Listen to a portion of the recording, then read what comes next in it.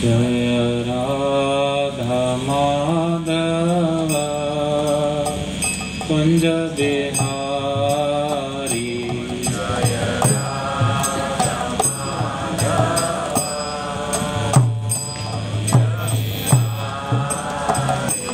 जय राधा माधव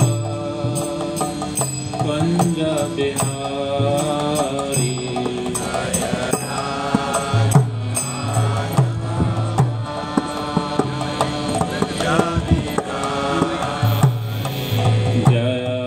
गोपीजन वल्लभ गिरिवरधारी।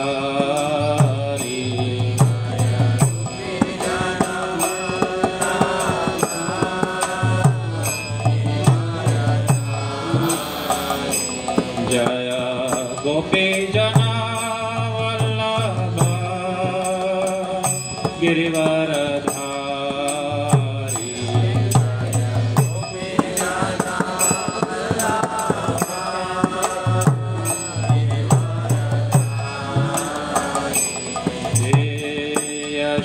यशोदानंदन ब्रज जन रंजन।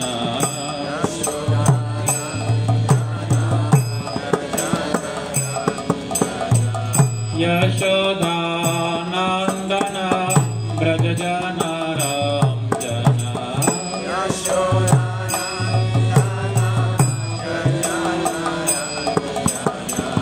यमुना तीरा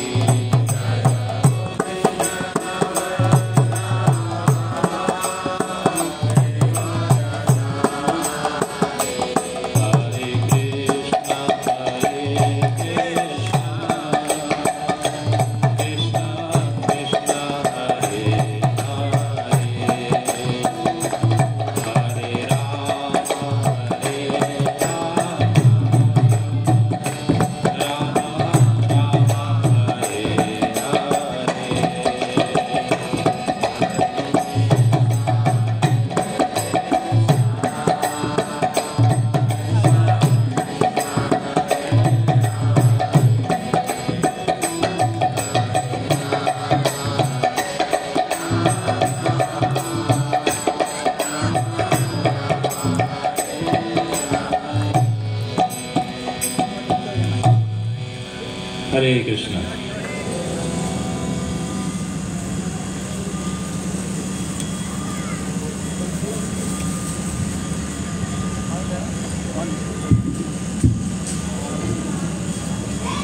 तो आज की संध्या कालीन कक्षा में आप सभी का स्वागत है। मैं हिंदी में बात करूंगा। आप सभी हिंदी में समझ सकते हैं, कंफर्टेबल हैं? हरे कृष्ण बोल के जवाब दीजिए। हरे कृष्ण।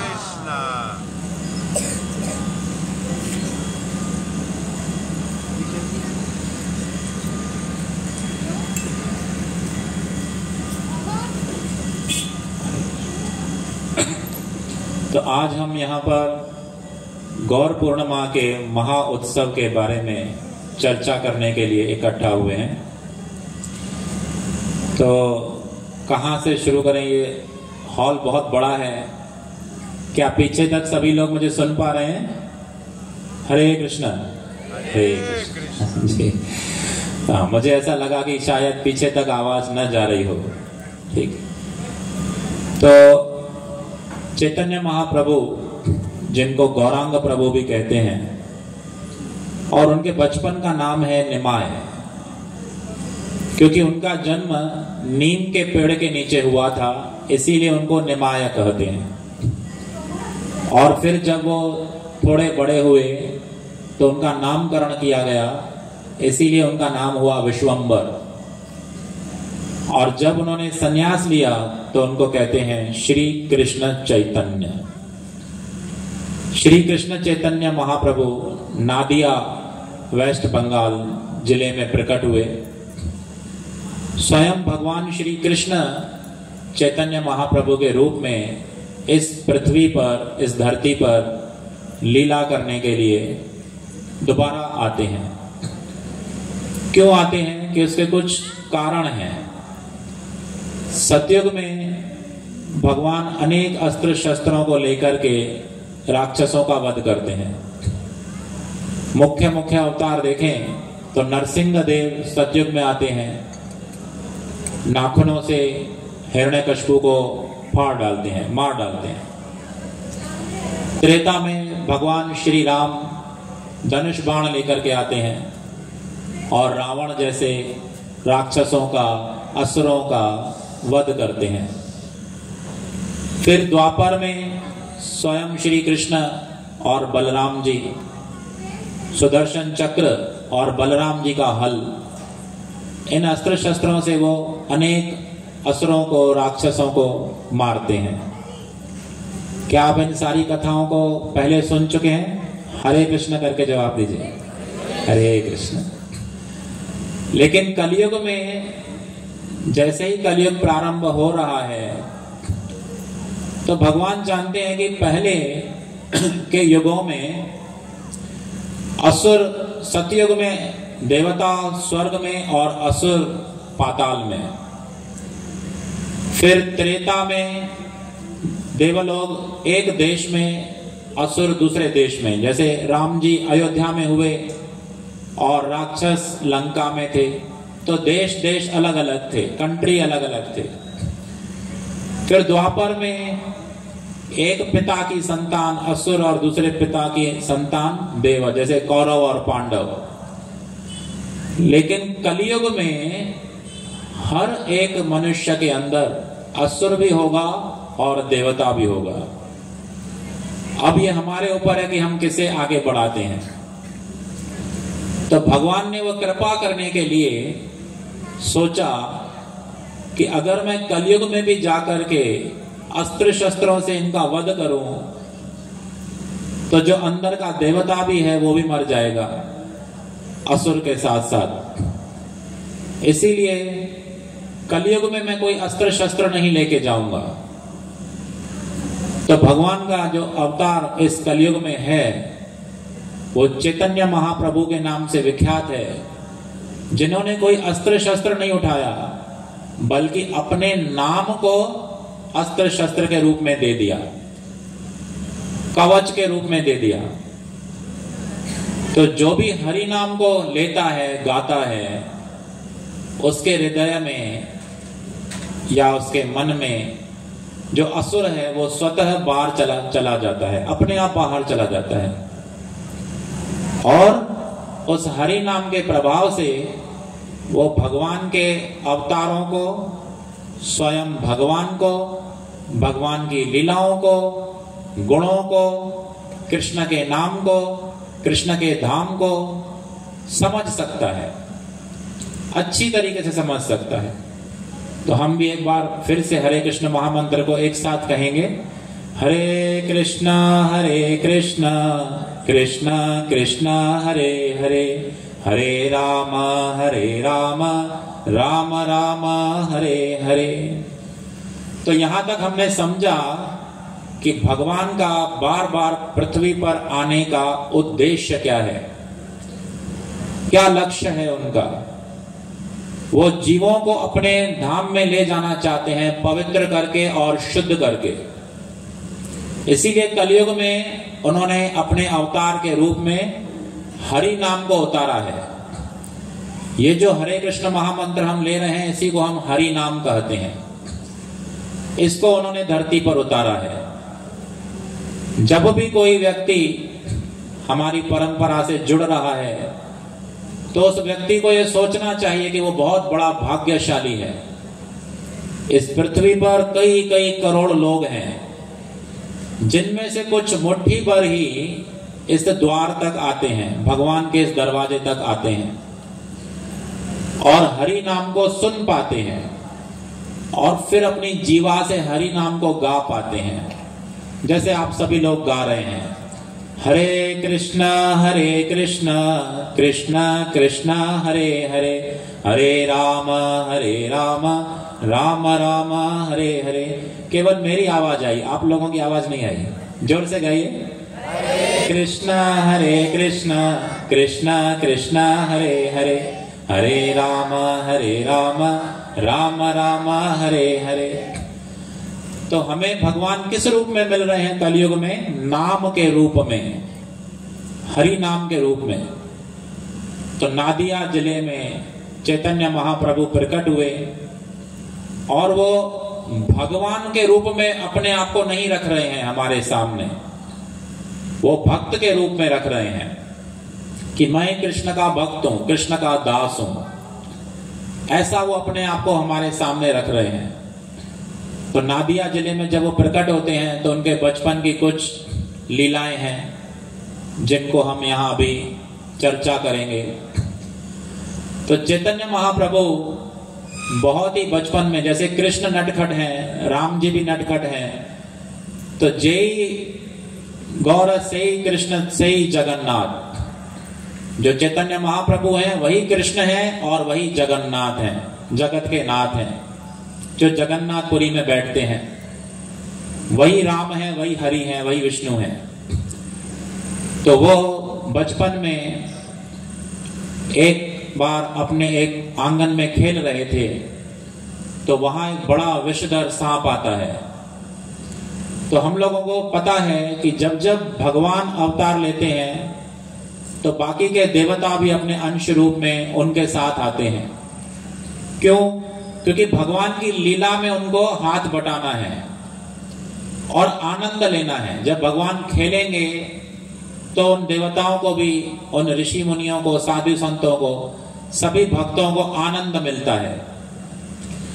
और भगवान इस संसार में भक्तों के आनंद के लिए ही आते हैं, ताकि वो भगवान अपने प्रेम दे सकें और भक्तों का प्रेम ले सकें। तो एक बड़ा सांप उनके सामने आता है और वो सांप को पकड़ लेते हैं और उसके साथ खेलने लगते हैं। तो चैतन्य महाप्रभु की मां का नाम है शची माता।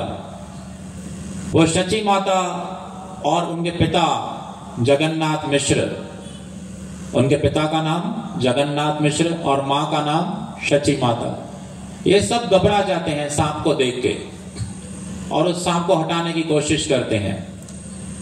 यहां पर चैतन्य महाप्रभु की लीला है शेषनाग के साथ। शेषनाग स्वयं आ रहे हैं और भगवान उनके साथ खेल रहे हैं। जब हम कृष्ण लीला में देखते हैं कि वसुदेव कृष्ण को जेल से गोकुल में ले जाते हैं, तब भी यही शेषनाग, बारिश हो रही थी इसीलिए एक छत्र बन के, पूरा छाता बन के उनके ऊपर आ जाते हैं और कृष्ण को ढक लेते हैं, कवर कर लेते हैं, ताकि भगवान भीगे नहीं। और नीचे जो यमुना देवी हैं वो उनके चरण छूना चाहती हैं और वसुदेव अपने सिर पर टोकरी रखे हुए हैं और पानी ऊपर चढ़ता जा रहा है। तो भगवान वहां सोचते हैं कि मेरे पिता डूब न जाएं, इसीलिए वो अपना पैर नीचे करते हैं टोकरी से और तुरंत यमुना जी छू लेती हैं और नीचे उतर जाती हैं। वापस धीरे धीरे पानी कम होने लगता है। इसी तरीके से चैतन्य महाप्रभु भी कई लीलाएं करते हैं और वो प्रमाणित करते हैं कि मैं वही कृष्ण हूं। वो बताते हैं कि मैं वही कृष्ण हूं।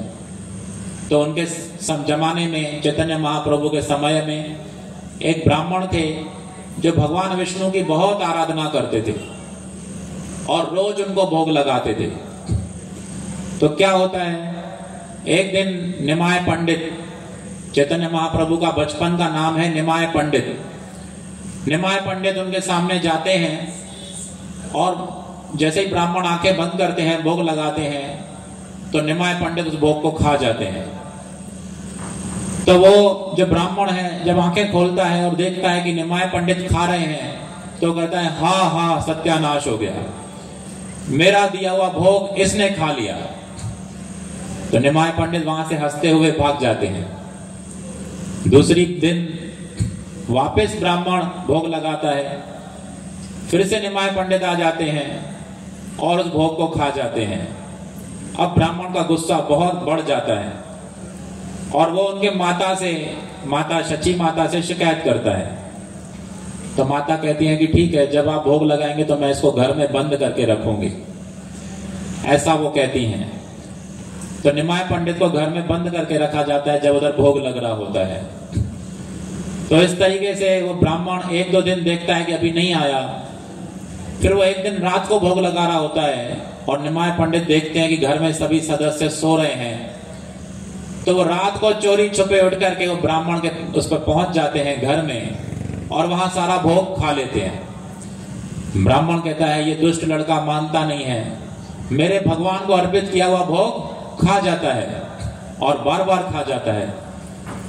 तब निमाय पंडित कहते हैं तुम घंटी बजा के मुझे बुलाते हो और मैं आ जाता हूं, तुम ही बुलाते हो और तुम ही रोते हो कि ये क्यों आ गया, मैं क्या करूं, मेरा क्या दोष है। तो ब्राह्मण कहता है मैं तो भगवान को बुलाता हूं। तो निमाय पंडित कहते हैं मैं ही तो भगवान हूं। तब निमाय पंडित उसको शंख चक्र गदा पद्मधारी अपना रूप दिखाते हैं। वो ब्राह्मण चौंक जाता है और समझ जाता है कि ये भगवान का अवतार हुआ है। यही निमाय पंडित और बहुत सारी लीलाएं करते हैं, उनकी बहुत सारी लीलाएं हैं। जैसे गोपियां कृष्ण लीला में कात्यायनी देवी का व्रत करती हैं। आप सब जानते हैं कि शरद पूर्णिमा आती है। शरद पूर्णिमा जो कि देव प्रबोधिनी देवउठान एकादशी से पहले आती है, तुलसी विवाह के महीने से पहले।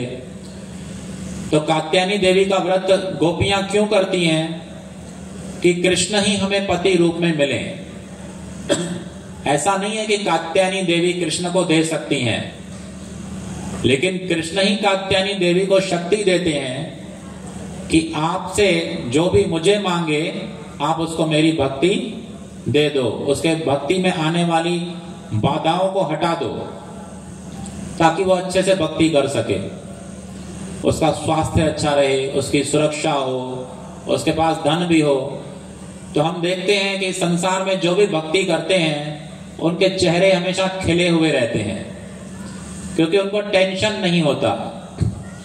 वो रोजाना 2 घंटे हरि नाम महामंत्र का जप करते हैं। हरे कृष्णा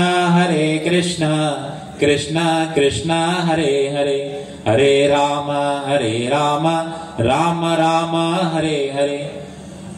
तो ये गोपियां ठंड में जब उत्तर प्रदेश में ब्रज है, उस ब्रज में गोकुल वृंदावन है और वहां ये गोपियां रहती थी। तो वहां जब आप जाओगे सर्दी के महीने में, अक्टूबर नवंबर में, तो बहुत ठंड होती है। आजकल तो मौसम बदल गया है, इसीलिए कम ठंड होती है, लेकिन उस जमाने में तो बहुत ठंड होती थी क्योंकि जंगल ही जंगल थे। आज भी हम पोंडा में जहाँ ज्यादा ग्रीनरी है या कैपेम वगैरह में ज्यादा ग्रीनरी है, हरियाली ज्यादा है, उधर ठंडी हवा ज्यादा चलती है। अगर गर्म कपड़ा नहीं डाला हो तो कानों में दर्द हो जाता है, होता है कि नहीं? आप लोग तो आते जाते होंगे, यहाँ भी होगा। तो कात्यायनी देवी का वो सुबह ही सुबह व्रत करती थी ठंडे पानी में नहा के, और जब वो व्रत पूरा होता है 1 महीने में, तब कात्यायनी देवी उनको आशीर्वाद देती हैं कि आपको कृष्ण प्राप्त होंगे। और रासलीला के समय सारी गोपियों की मनोवांछा पूर्ण होती है, भगवान उनके साथ रास करते हैं। ये रासलीला कोई बुरा नहीं है, भगवान तो 12 साल के हैं और गोपियां सब बड़ी बड़ी उम्र की हैं। वो तो बच्चे हैं वहां पर, छोटे बच्चे के रूप में, लेकिन सारी गोपियों के साथ नाचते हैं और कई कई दिनों तक उस रात्रि को लंबा कर देते हैं। इसी तरीके से भगवान की प्राप्ति के लिए नादिया में जो बालिकाएं थीं, जो कुमारियां थीं, लड़कियां थीं, वो भी व्रत करती थीं और अच्छे अच्छे भोग देवी पर चढ़ाती थी। तो निमाय पंडित वहां भी पहुंच जाते थे। हाँ, हम लोग सब जब प्रसाद का समय आता है, महाप्रसादे गोविंदे, तो हमारा क्या हो जाता है, चित्त प्रसन्न हो जाता है कि अभी फाइनल राउंड में पहुंच गए। ठीक है, जहां हमें प्रसाद मिलने वाला है। अच्छा अच्छा पुलाव, सब्जी, पता नहीं आज क्या क्या बना है। हाँ, क्या बनाया है क्या नहीं बनाया वो मुझे मालूम नहीं। तो ये इस तरीके से जब प्रसाद सामने आता है और अगर हमारे सामने थाली रख दी जाएगी, प्रभु जी ये वाली माला कर लो, उसके बाद प्रसाद खा लेना, तो जपा भी अटेंटिवली होता है, बहुत अच्छे से होता है। हरे कृष्ण कृष्ण कृष्ण हरे हरे, राम हरे राम राम राम हरे हरे, फास्ट होता है। ठीक, और अगर कह दिया जाए कि 16 माला कर लो बाद में खाना, तो बड़ी मुश्किल हो जाएगी। हाँ, तो वो प्रसाद खाने के लिए वहां पहुंच जाते हैं। कौन? निमाय पंडित। और उनसे कहते हैं, वो लड़कियां कहती हैं तुम हटो यहां से, ये तुम्हारे लिए नहीं है। तो निमाय पंडित कहते हैं मैं सबका स्वामी हूं, अगर तुम ये मुझे प्रसाद नहीं दोगे, ये भोग मुझे नहीं दोगे, तो तुम्हें लूले लंगड़े पति मिलेंगे। हाँ, बेकार पति मिलेंगे। क्योंकि वो व्रत किस लिए कर रही थी? पति प्राप्ति के लिए कर रही थी। तो कहते हैं तुम्हें बूढ़ा पति मिलेगा, बूढ़ा, जो जवान नहीं होगा, हाँ, अंग भंग होगा, ऐसा पति मिलेगा। तो सब सारी कन्याएं डर जाती हैं और वो कहती हैं लो लो ये तुम ही खाओ, क्योंकि ये वैसे भी ब्राह्मण थे और ब्राह्मण के शाप से तो हर कोई डरता है, और ये तो भगवान भी हैं, स्वयं भगवान। तो यहाँ पर निमाय पंडित क्या संदेश देना चाहते हैं कि आप बाकी सारे देवी देवताओं की पूजा करना बंद करें और केवल हरे कृष्ण महामंत्र को गाते हुए भगवान श्री कृष्ण और बलराम जी की शरण में जाएं। क्योंकि भगवान श्री कृष्ण माने विष्णु, पंडरीनाथ, हाँ विठल, यही एक भगवान है और बाकी के देवी देवता इनके सेवक हैं। और हम भी भगवान के सभी मनुष्य भी भगवान के सेवक हैं। तो हम सब मानते हैं कि हम सेवक हैं, मानते हैं कि नहीं? तो हरे कृष्ण महामंत्र गाइए, हरे कृष्णा कृष्णा कृष्णा हरे हरे, हरे राम राम राम हरे हरे। तो इस तरीके से छोटी बड़ी लीलाएं करते हुए निमाय पंडित बड़े हो रहे थे और वो घर घर में हरे कृष्ण महामंत्र को पहुंचाना चाहते थे। तब जब वो बड़े अच्छे उपदेश देते हैं तो नादिया के लोग, और वो नादिया से बाहर नहीं जा पा रहे थे क्योंकि वो सबके लिए प्यारे थे, सब उनको बहुत प्रेम करते थे। उनका जो रंग था वो बहुत गोरा था, इसीलिए उनको गौरांग कहते थे। क्या कहते थे? गौरांग। बोलो सभी, गौरांग गौरांग गौरांग। और उनके जो बाल हैं वो बहुत ही सुंदर मुलायम रेशमी बाल हैं, आंखें लंबी लंबी हैं, हाथ इतने लंबे हैं कि घुटनों से नीचे हैं। जब भी भगवान अवतार लेते हैं तो उनके शरीर में विशेष चिन्ह होते हैं। उनकी आंखें कमल जैसी लंबी होती हैं, उनके हाथ घुटने से भी नीचे होते हैं और उनके बाल ऐसा लगता है कि रेशमी धागा है, सुंदर होते हैं, काले घने सुंदर। आजकल तो हमको तेल लगाने पड़ते हैं अलग अलग, हम तो लगाते ही नहीं, बाल ही निकाल देते हैं। ठीक, तो और भगवान जब चलते हैं, जब ब्रज में श्री कृष्ण चलते थे तो ब्रज में मिट्टी ही थी, कोई पक्के रास्ते नहीं थे, डांबर की रोड नहीं थी। आज भी आप ब्रज में जाएंगे, मथुरा वृंदावन जाएंगे तो वहां कच्ची मिट्टी ज्यादा मिलती है। तो जब भगवान वहां चलते थे तो मिट्टी में जब उनका पैर छप जाता है, हम लोगों का भी पैर छप जाते हैं, तो भगवान के चरण में 16 चिन्ह हैं अलग अलग, ध्वजा, मंदिर, मयूर, चक्र, शंख, पद्म, ये सारे के सारे 16 चिन्ह भगवान के चरण में हैं। तो वो छप जाते हैं। जब भगवान चलते हैं तो वो जो चिन्ह है वो स्पष्ट, क्लियर, अच्छे से दिखाई देते हैं। ये पहचान होती है कि ये जो सारी शारीरिक अंग इस तरीके से हैं, ये स्वयं भगवान हैं, विष्णु हैं, कृष्ण हैं, हरि हैं। इसके अलावा संसार में कोई भी आकर के कहे कि मैं भगवान हूं, तो उसको बोलना चाहिए कि वो चिन्ह दिखाओ किधर हैं, जो शास्त्र में बताए गए हैं वो चिन्ह किधर हैं। तो निमाय पंडित में ये सारे चिन्ह थे। उनकी नाभि बहुत गहरी थी, वो जब हंसते थे तो सब लोग मंत्रमुग्ध हो जाते थे। बहुत ही सुंदर आकर्षक उनका रूप। नादिया जिले के लोग, चाहे वो माताएं हो या प्रभु जी हो, माने पुरुष हो या स्त्री हो, बच्चे हो या बूढ़े हो या जवान हो, सबके सब नादिया में चैतन्य महाप्रभु के पास, माने निमाय पंडित के आसपास रहना चाहते थे। उनको दूर नहीं जाने देना चाहते थे। लेकिन निमाय पंडित ने कुछ और ही सोच रखा था। निमाय पंडित चाहते थे कि पूरे विश्व को हरे कृष्ण महामंत्र का ज्ञान हो, सभी जाने कि संसार में कलयुग में भगवान किस रूप में प्रकट हैं, हरि नाम के रूप में प्रकट हैं। हरि नाम लेने से ही हर एक का उद्धार होगा। हरि नाम लेने से हर एक व्यक्ति बीमार होने से बच सकता है, स्ट्रेस टेंशन से बच सकता है, वो प्रसन्न रह सकता है, उसके घर में सारे वैभव, धन, शक्ति सब रह सकता है केवल हरि नाम लेने से।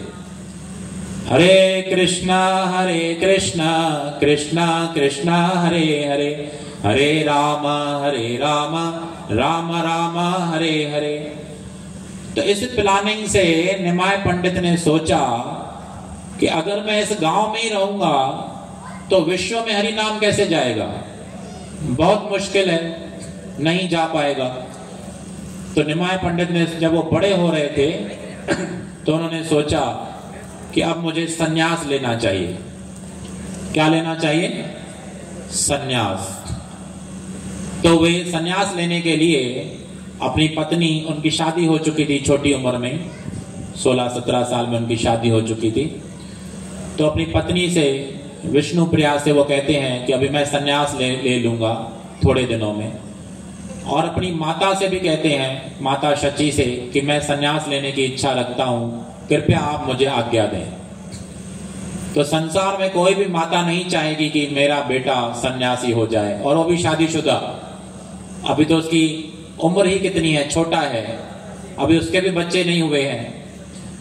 लेकिन भगवान जिस उद्देश्य से पृथ्वी पर आए हैं वो करना चाहते हैं। तो यहां पर एक श्लोक है जिसको मैं पढ़ना चाहूंगा। ये यथा मां प्रपद्यन्ते तांस्तथैव भजामि अहम्, मम वत् मानुवर्तन्ते मनुष्या पार्थ सर्वश। ये भगवद गीता का श्लोक है। भगवद गीता 4थे अध्याय का 11वां श्लोक।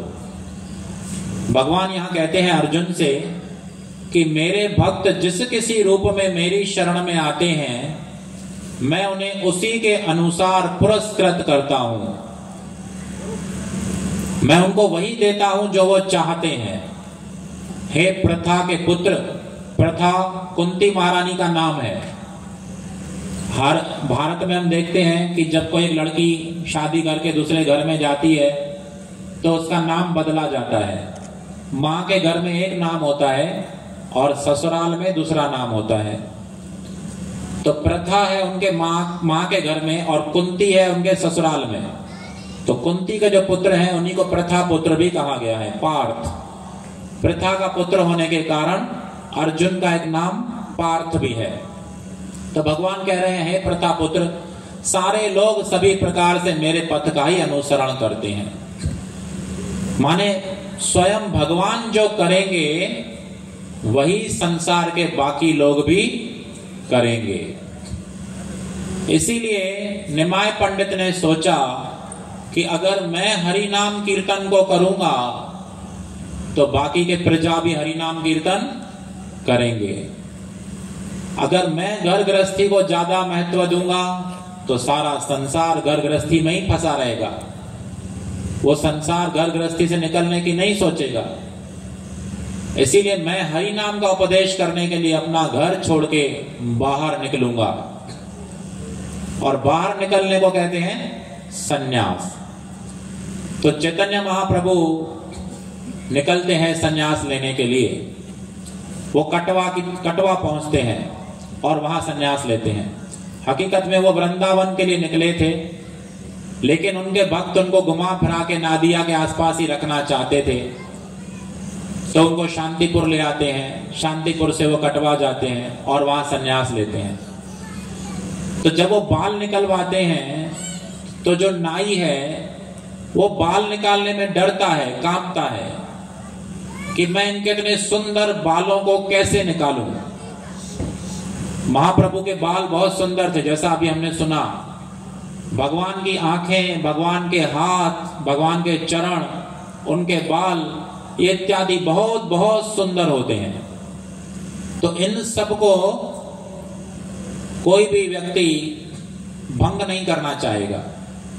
हमारे घर में भगवान की बहुत सुंदर मूर्ति हो, कृष्ण की बंसी बजाते हुए, बहुत सुंदर होंठ, बहुत सुंदर आंखें, टेढ़ा पैर, और हम उनको क्या करेंगे, रोजाना सुंदर सुंदर कपड़ों से सजाएंगे, मालाएं पहनाएंगे, फूल चढ़ाएंगे।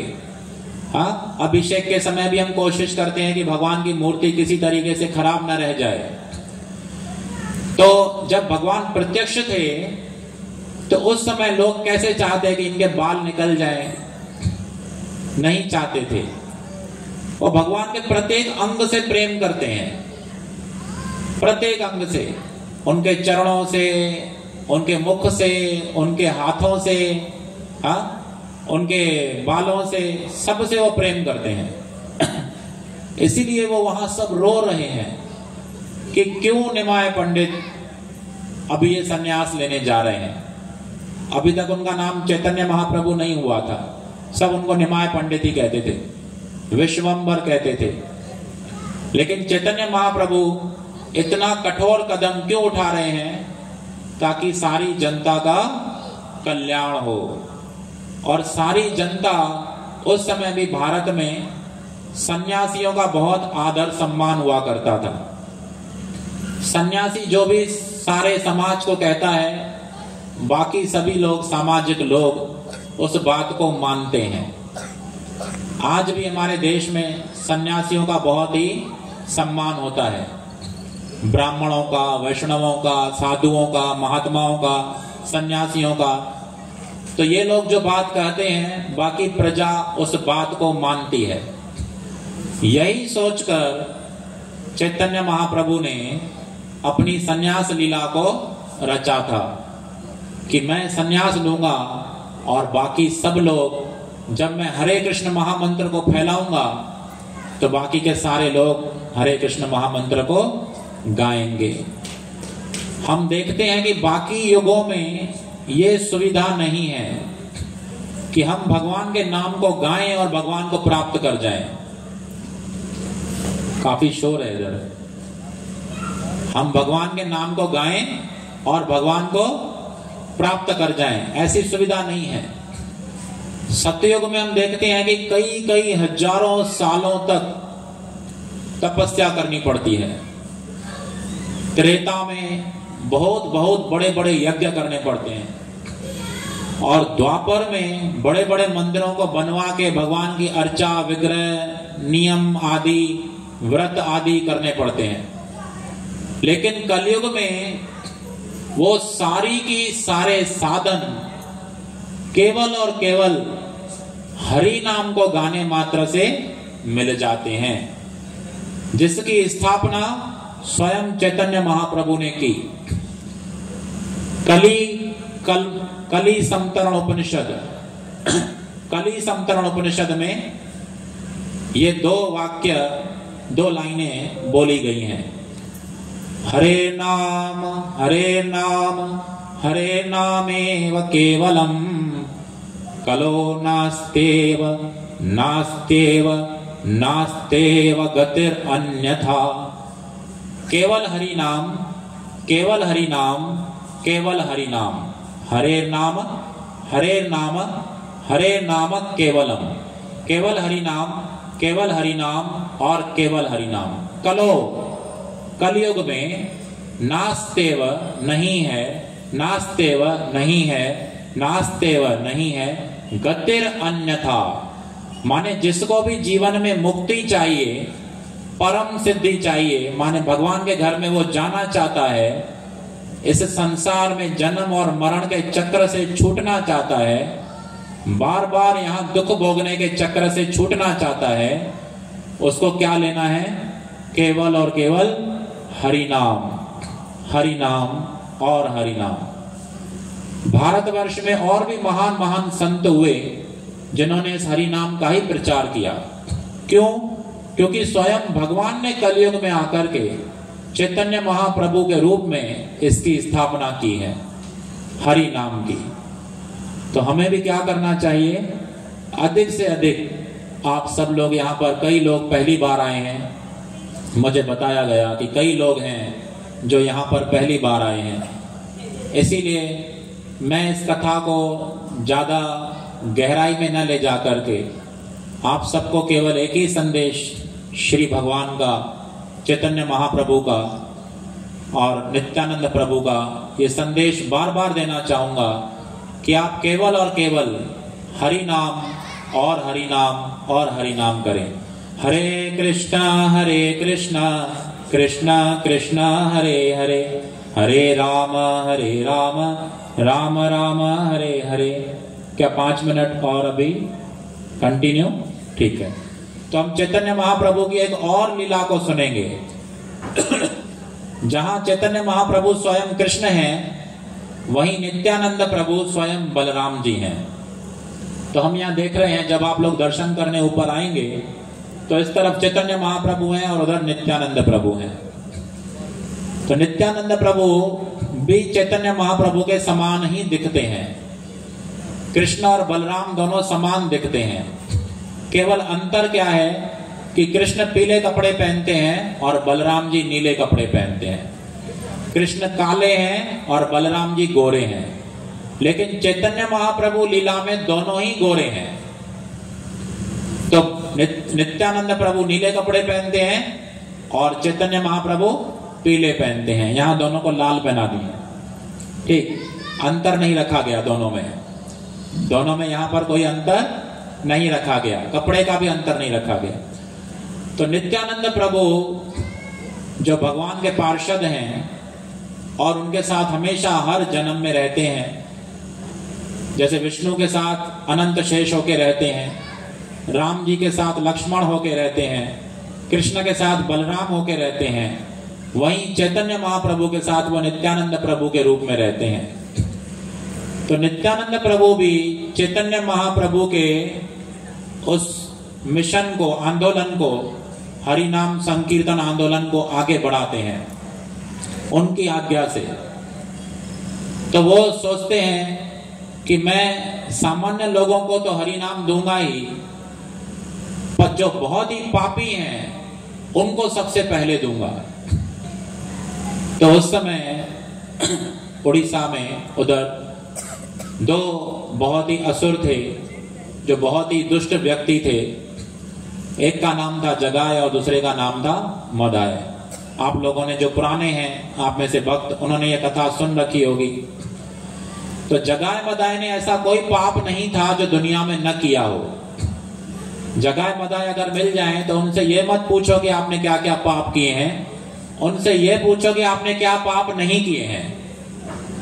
तो वो कहेंगे कि हमने सारे पाप किए हैं, हत्याएं, चोरी, डकैती, बहुत कुछ, शराब पीना, जुआ खेलना, ये सारे पाप उन्होंने किए थे। लेकिन जगाय मदाय ने एक बुरा काम नहीं किया था, और वो था भगवान के भक्तों को कष्ट पहुंचाना। वो उन्होंने कभी नहीं किया था। इसको कहते हैं वैष्णव अपराध। उन्होंने वैष्णवों के प्रति कभी अपराध नहीं किया था। जब कोई वैष्णव अपराध कर देता है तो भगवान उस पर कृपा नहीं करते। तो नित्यानंद प्रभु उन जगाए मदाए पर भी कृपा करने जाते हैं, उनको हरि नाम देने के लिए जाते हैं। तो वो रोज उनके पास जाते थे और उनसे कहते थे हरि बोल हरि बोल हरि बोल, बोलिए हरि बोल हरि बोल हरि। निताय सॉरी जगाए और मदाए बहुत गुस्सा होते थे, वो उनको गाली देके भगा देते थे, कभी कभी तो पत्थर उठा देते और करके भगा देते थे। एक दिन तो वो पीछे ही पड़ गए नित्यानंद प्रभु के और हरिदास ठाकुर के। नित्यानंद प्रभु और हरिदास ठाकुर दोनों एक साथ प्रचार करते थे और हरिदास ठाकुर जो थे वो काफी बड़ी उम्र के थे और नित्यानंद प्रभु जो थे वो जवान थे। तो जब जगाए मदाए उनके पीछे पड़े मारने के लिए, तो नित्यानंद प्रभु तो बहुत तेज दौड़ रहे हैं, अब हरिदास ठाकुर को भी उतना ही तेज दौड़ना पड़ रहा है। और हरिदास ठाकुर कह रहे हैं हरे हरे, मैं किसके साथ प्रचार करने आया, ये देखो बुढ़ापे में भी मुझे इतना तेज दौड़ा रहा है, मेरी तो सांस फूल रही है। कहते हैं नादान की दोस्ती जी का जंजाल, माने नादान के साथ दोस्ती करोगे तो मुसीबत में फंस जाओगे। अभी मैं चल के चैतन्य महाप्रभु से कहूंगा कि मुझे हमारी टीम अलग अलग कर दी जाए, इसको अलग टीम में भेजो और मेरे को अलग टीम में भेजो। तो नित्यानंद प्रभु कहते हैं अरे ऐसे कैसे संभव है, वहां मेरी गलती थोड़ी है, वहां तो हम हरि नाम करने गए थे, उनको पसंद नहीं आया इसीलिए हमारे पीछे पड़े हैं, इसमें मेरी कोई गलती नहीं है। मैं आप ही के साथ प्रचार के लिए जाऊंगा क्योंकि आप सीनियर हैं। ठीक, आप क्या हैं? सीनियर हैं। तो नित्यानंद प्रभु यहां दिखा रहे हैं कि भक्ति में जो हमारे से सीनियर हैं, वरिष्ठ हैं, हमें उनका साथ कभी नहीं छोड़ना है। वो कहें कि तुम जाओ यहां से, फिर भी उनके चरणों में रहना है, लेकिन गलती भी नहीं करनी है, उनको कष्ट भी नहीं पहुंचाना है, त्रास नहीं देना है। फिर एक बार वापस नित्यानंद प्रभु जगाए मदाए के पास आते हैं और जगाए मदाए से कहते हैं हरि बोल हरि बोल हरि बोल, बोलिए। तो जगाए मदाए इस बार उनके पीछे नहीं भागते हैं, क्या करते हैं, मदाए सीधा हाँ मदाए सीधा एक पत्थर उठाते हैं और नित्यानंद प्रभु के सिर पर दे मारते हैं। नित्यानंद प्रभु का खून निकलने लगता है। जो बाकी के वैष्णव साथ में थे वो मृदंग करताल लेके सीधा फुर्र भागते हैं और सीधा चैतन्य महाप्रभु को खबर देते हैं वो नित्यानंद प्रभु को मारा है, उनका खून निकल रहा है। वो पास में ही चैतन्य महाप्रभु वहां एक घर में रहते थे। तो चैतन्य महाप्रभु को क्रोध आता है, वो वहां से दौड़ लगाते हैं नित्यानंद नित्यानंद कहते हुए और कहते हैं मैं इन जगाए मदाए को अभी दंड दूंगा। क्योंकि चैतन्य महाप्रभु कौन है, स्वयं श्री कृष्ण है। तो चैतन्य महाप्रभु हाथ ऊपर करते हैं और सुदर्शन को प्रकट करने वाले होते हैं और जगाए मदाए को दंड देने वाले होते हैं। लेकिन उसी समय नित्यानंद प्रभु उनका चरण पकड़ लेते हैं और कहते हैं इन्हें मत मारिए, इन्हें मत मारिए, क्योंकि भगवान की प्रतिज्ञा क्या थी कि कलयुग में मैं कोई अस्त्र शस्त्र नहीं उठाऊंगा, सबको हरि नाम दूंगा। अगर जगाए मदाए मर जाते तो जो अंदर उनके जो सद्गुण थे, देवता जो थे, वो भी मर जाते। हाँ, आसुरी गुण मर जाते तो दैवी गुण भी तो मर जाते, तो लॉस हो जाता। इसीलिए नित्यानंद प्रभु कहते हैं मत मारो मत मारो। और मैं आपको बताता हूं कि जब जगाए ने मुझे पत्थर मारा तो मदाए ने उनसे कहा अरे वो तो सन्यासी है, उसको क्यों मार रहे हो, वो तो सन्यासी है, उसको क्यों मार रहे हो, भगवान का भक्त है, उसको क्यों मार रहे हो। तो चैतन्य महाप्रभु का क्रोध शांत हो जाता है। वो कहते हैं क्या मदाए ने ऐसा कहा कि आप सन्यासी हो, मेरे भक्त हो, आपको नहीं मारना चाहिए। तो नित्यानंद प्रभु कहते हैं हाँ मैंने अपने कानों से सुना था, उन्होंने ऐसा ही कहा था। तो चैतन्य महाप्रभु मदाई को पकड़ के अपने गले से लगा लेते हैं। वो शराबी, उसके शरीर से बास आ रही है गंदी, उस शराबी को अपने गले से लगा लेते हैं। कहते हैं कि जो भी मेरे भक्तों का हित चाहता है, मेरे भक्तों की सेवा करना चाहता है, वो मेरा बड़ा प्रिय है, वो मुझे सबसे प्रिय है। इसीलिए आज से मैं मदाय को अपने भक्तों में सम्मिलित करता हूं, इसको भक्ति देता हूं, ये निरंतर हरि नाम करेगा। अब जगह रोता है, अरे मेरी टीम टूट गई, मेरा साथी उधर चला जाएगा तो मेरा क्या होगा। तो नित्यानंद प्रभु और मदाय भगवान से प्रार्थना करते हैं कि जहां आपने मदाय को स्वीकार किया है, अपनी शरण में ले लिया है, वैसे ही आप जगाय को भी अपनी शरण में ले लें। हालांकि जगाय ने अपराध किया था और मदाय ने उस अपराध को रोकने का प्रयास किया था, कोशिश की थी, इसीलिए मदाय पर भगवान प्रसन्न हुए पहले। तो हमें हमेशा ध्यान रखना चाहिए कि हम जब भक्तों के पास जाते हैं, मंदिर में जाते हैं, वहां भक्त मिलते हैं, तो हम भगवान के साथ तो प्रेम रखते हैं, भक्तों के साथ उससे अधिक प्रेम रखना चाहिए, भक्तों के साथ उससे अधिक प्रेम रखना चाहिए। और भक्त तो छोटी सी बात में प्रसन्न हो जाते हैं, जब आप उनसे कहोगे हरे कृष्ण प्रभु जी, हरे कृष्ण माता जी, तो भक्त बहुत खुश होते हैं। क्यों? क्योंकि आप भगवान का नाम उनके सामने ले रहे हैं, हरे कृष्ण कह रहे हैं। हरे कृष्ण कृष्ण कृष्ण हरे हरे, हरे राम राम राम हरे हरे। जोर से बोलिए, जोर से।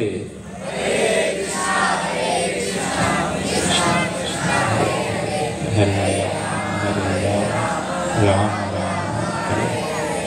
तो मैं आशा करता हूं कि आज के इस संक्षिप्त वार्तालाप से हमने अभी केवल 47 मिनट हुए हैं, मुझे तो आधा घंटा ही मिला था, 47 मिनट हो गए, तो 47 मिनट ही मुझे मिले थे क्योंकि अभी बहुत सारे यहाँ पर कार्यक्रम शेष हैं। तो मैं आप सभी से आज्ञा चाहता हूँ, लेकिन मैं आशा करता हूँ कि आप अभी सभी के सभी जो भी यहाँ बच्चे, बूढ़े, जवान और माता जी, प्रभु जी हैं, मैं आशा करता हूँ और भगवान से प्रार्थना करता हूँ कि आज के बाद आप कभी भी हरि नाम को भूलेंगे नहीं, और खाते पीते सोते जागते नहाते आते जाते उठते बैठते हरे कृष्ण महामंत्र को गाइए। सबसे आसान तरीका है गाने का कि जो भी फिल्मी सॉन्ग आपको पसंद है, पुराना वाला, हाँ आजकल वाले नहीं, आजकल तो अकड़म पकड़म बम्बे बोलो क्या बोलते हैं समझ में ही नहीं आता, जो भी पुराना फिल्मी सॉन्ग पसंद है उसकी ट्यून पर हरे कृष्ण महामंत्र को आप गाएंगे तो आपको आनंद आएगा, और वास्तव में आप देखेंगे कि आप फिल्मी ट्यून से भगवान के रस में जा रहे हैं।